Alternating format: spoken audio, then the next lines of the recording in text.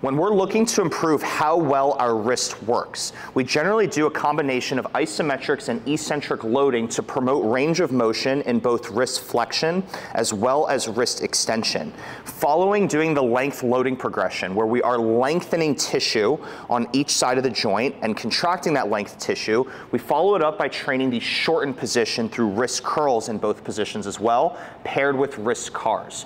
We're going to start with wrist flexion isometrics, where we're doing pails and rails at the end range of motion. We generally start with the top of our hand on the floor like this, and we look to find a stretch on the front side of our wrist. So starting in this position, we're looking to have the elbow be completely straight with contact with the upper part of our hand to the floor. And then we can begin leaning back a little bit to create a stretch on the front side of my wrist here. From this point, we would hold the stretch for 2 minutes in an effort to create passive range of motion, simply just through static stretching. As we hold that passive stretch, we want to see if we can get a little bit deeper into wrist flexion, and we would hold that until we get to our 2-minute mark. From here, we're going to initiate isometrics in the stretched position. So the pail for this would be to start driving the back of my hand into the floor. And as I sit here and drive my hand into the floor, I feel the stretched area now contracting, where I am essentially going from here to here. I'm trying to get out of wrist flexion and go into wrist extension. And to do this movement, I am trying to contract the front part of my hand, the upper part of my wrist. But in this position, the floor is now blocking me. This is initiating an isometric contraction on the stretched tissue of the wrist. As I sit here and continue to contract my wrist against the floor, I feel the tension in the stretched area beginning to ramp up. As I go, I will look to increase the intensity as we get to, say, the 45-second mark. We generally would hold this for about a minute where I'm contracting. And then as I get to the 45-second mark, I'm gonna ramp up the intensity for another 10, 9, 8, 7, 6, 5, 4, 3, 2, 1, and we would relax. So that was the stretched isometric contraction, where we are squeezing the stretched tissue of the wrist. From here, we would do the reverse, where we go and try to squeeze the shortened tissue of the wrist. From here, I'm gonna begin trying to pick my wrist up off the floor, where I am essentially trying to get deeper into wrist flexion. Without letting my elbow bend, and I'm trying to pick my fingers up, I should be feeling the closing side of the wrist contract rather than the opening side. The tension should shift from the stretched tissue to the shortened tissue. And we generally hold this for 30 seconds at max effort. Following up the isometrics, where we are contracting the stretched portion of our wrist, we're gonna go ahead and perform eccentric loading, where we're contracting the same tissue but to length rather than at length. So what we just did was we stretched this tissue and then contracted it without moving. Now what we're doing is contracting this tissue as we go to the stretched position. So we're now contracting the mid ranges of motion all the way to the end ranges of motion. So it's gonna look a little bit different. We're gonna put ourselves on a timer here. We're gonna start in the mid range of motion. From this position, I'm gonna begin driving my hand into the floor like I just did during the pails and rails. As I initiate wrist extension out of flexion, I feel the stretch area contracting, and then I'm gonna begin leaning backwards as I go to the fully stretched position. And then when I feel like I can't get any further while simultaneously driving my hand down, I'm gonna go and reset.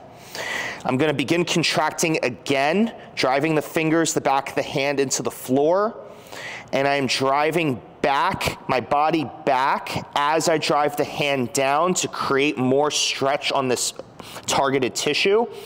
As I go to the fully stretched position, and then I would reset again. We're at the 55-second mark. We generally look to perform eccentrics for 2 minutes, because the longer we go, the deeper we get, and we're trying to access the deepest tissue within our wrist joint. And again, as I lean back, I am still simultaneously trying to extend my wrist out of this flex position, but without letting the elbow bend. We're approaching the 90-second mark. We're gonna do one more really good rep. I'm contracting my hand into the floor again. I still feel the targeted tissue contracting. And as I lean back, I feel the stretch getting more intense. I'm still pushing my fingers down, and then I would relax. It would probably be good practice to perform wrist cars in between each of the exercises. My wrist feels really stiff and really worked after doing that, particularly the top side that we are working, the targeted tissue in this instance. And so doing some wrist cars may help kind of loosen up that area so that we can continue training a little bit more productively. When we do the wrist cars, again, we're just looking to promote independent movement at the wrist, no movement at the elbow, no cupping of the hand. You could do it with your hand in a fist, or you could do it with your hand straight. And so we're just gonna perform a couple reps in each direction so that we can kind of get some fluid to our wrist and kind of alleviate any of that stiffness that is present after we do the set. So the next portion is we're gonna be training wrist extension pails and rails, isometrics in a stretch position. You could do this a couple different ways, but the problem is when people do wrist extension, we often see people getting pinching in the front side of their wrist. If you are someone who gets pinching in the front side of their wrist, then this drill would be not accessible for you. If you wanted, we can do the reverse with our hands and maintain the stretched area without running into a pinch. So again, we're looking to lengthen this portion of our wrist now after we trained this portion. But if you run into pinching on the closing side of the joint, then this setup is less accessible for you. So then you can modify to this position if you want. Regardless of which position you are in, we're gonna start with finding a passive stretch. We're gonna go for 2 minutes, so we just initiated our timer. I'm driving my hands or my elbows forward with the elbows straight, and I feel the side of my wrist that we have not trained yet beginning to lengthen. And we're gonna hold that for our 2-minute static stretch to establish passive range of motion. From here, we're gonna begin an isometric contraction, where we start driving the fingers down, where we are essentially trying to go from the extended position into the flex position, but again, we can't because the floor is blocking us. So from here, again, I'm in this stretch position, and so as I sit here and I'm pushing my fingers down, you could probably see that the tips of my fingers are turning white right now, and that's as I contract my fingers, I can feel the stretched tissue now contracting because of the downward pressure. And so again, all I'm trying to do is contract stretched tissue in wrist extension without getting pinching on the front side of the wrist. And so if you were to lean forward again and feel the closing side restricting you, then you need to back out of it or resort to a different position. This position is a little bit easier to find the open side stretch without the closing side restriction. And so again, we hold this pail for about a minute or so. We're coming up on the minute mark. And then the reverse, where we try to lift our fingers up off the floor. And now we feel the tension shifting from the stretched tissue to the shortened tissue, where I am trying to fully contract the front side of my wrist to get my fingers up off the floor to essentially get deeper into wrist extension. And we would hold this for 30 seconds at max effort. And so again, we follow the same process, the length loading progression, where we are contracting the lengthened tissue at length, and then we contract tissue to length.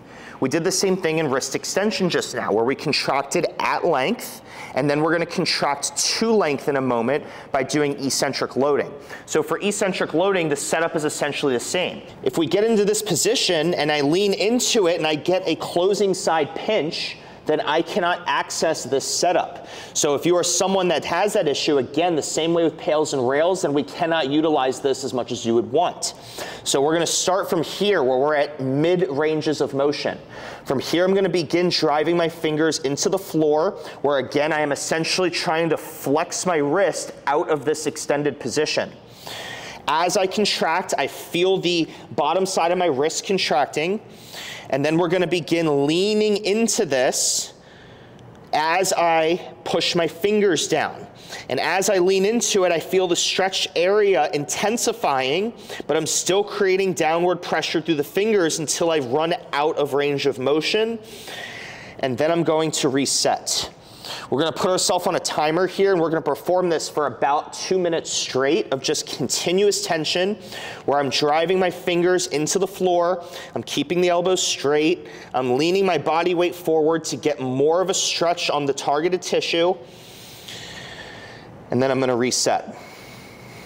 And we're gonna keep performing repetitions here until we achieve our 2-minute mark. And again, if you find that you're getting closing side restriction, we can change the base position that we are utilizing, and the setup would be very similar, but you're gonna start here instead. And then I'm gonna continue to contract downward pressure of the fingers.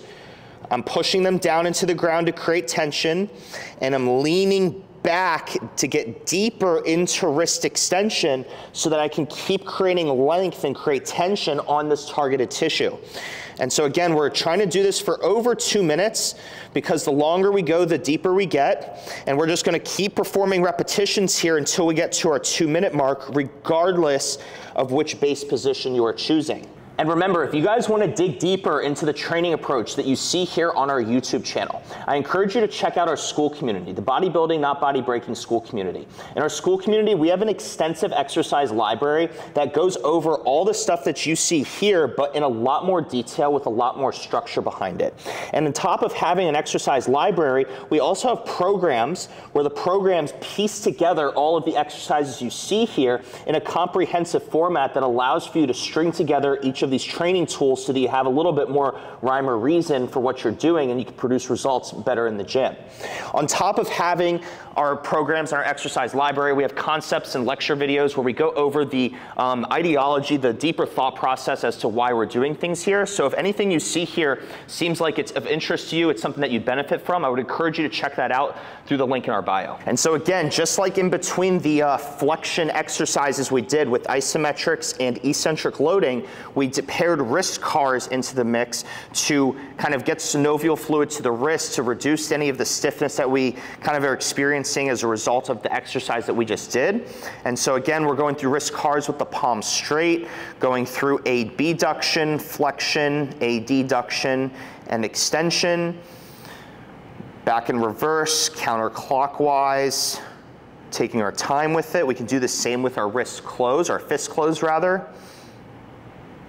And again, we're just trying to reduce any stiffness that is seen after the drill so that when we perform our next exercise, we are a little bit more productive and are inhibited by all the tension we just created during this exercise. So again, following the length loading progression, where we are contracting at length to length, then short. Short would be the third component that we're looking to train here. We did at length with pails and rails in wrist flexion and wrist extension, and we went ahead and did eccentric loading for wrist flexion as well as wrist extension. So now we're going to be training the shortened position for wrist flexion. And so what we're going to do here is pivot our wrist against a yoga block. And so we're going to treat this like a preacher curl essentially, but for your wrist. Yes, when the wrist goes into extension, we are technically stretching this tissue, but we're utilizing this exercise to contract the fully shortened position. And so again, I have two different dumbbells here. This is 12 pounds and 8 pounds. Obviously the weight you use is contextual and relative to what your wrist can handle. But all we're gonna do now is perform wrist curls in the shortened position for an extended period of time. And we wanna be mindful that we're not creating too much tension in our forearm and our bicep, and we're isolating all of this tissue on the closing side of the wrist. If you want your wrist to go all the way to the floor to get to the stretch, that would be okay too. But that's a little bit redundant because we just spent a lot of time training the stretch position with both the isometrics and the eccentric loading. And so again, we're just gonna perform wrist curls here for an extended period of time until we achieve the 2-minute mark, or until we can't achieve another wrist curl because the targeted tissue essentially failed. All we're doing is contracting the shortened component of the wrist after following the length loading progression with both isometrics and eccentric loading. And so to follow up wrist flexion in the shortened position, we also want to train wrist extension in the shortened position. And so we're going to essentially do the same thing, but instead of having our elbow supinated with the palm facing up, we're going to have the elbow pronated with the palm facing down. And so the principle here is the exact same. Wrist extension, wrist flexion. Wrist extension, wrist flexion. And again, you can go down and get the stretch component of the upper side of our wrist, but again, we're trying not to be redundant here, and we want to train the shortened position that we didn't tackle during our previous drills. And so for the same thing that we did with wrist flexion, we're just going to perform repetitions here for an extended period of time. If you can achieve 2 minutes of continuous tension, I would encourage you to go heavier. If you fail and you can no longer get your wrist up anymore, then that would be a good stopping point as well. I will say that wrist extension is typically weaker. I find this 8-pound dumbbell is considerably harder than wrist flexion, so that's something that you need to account for when you're doing this yourself. But as you get to a fatiguing point where you no longer can really get your wrist up anymore, we would probably stop there. And we want to follow this up again with wrist cars, where we're just, again, going through control articular rotations and we're moving the wrist through the full range of motion. We want to do this with a combination of a straight hand, a straight palm, and that we are isolating the wrist with the fingers straight, and we want to do it with the fingers bent with the fist.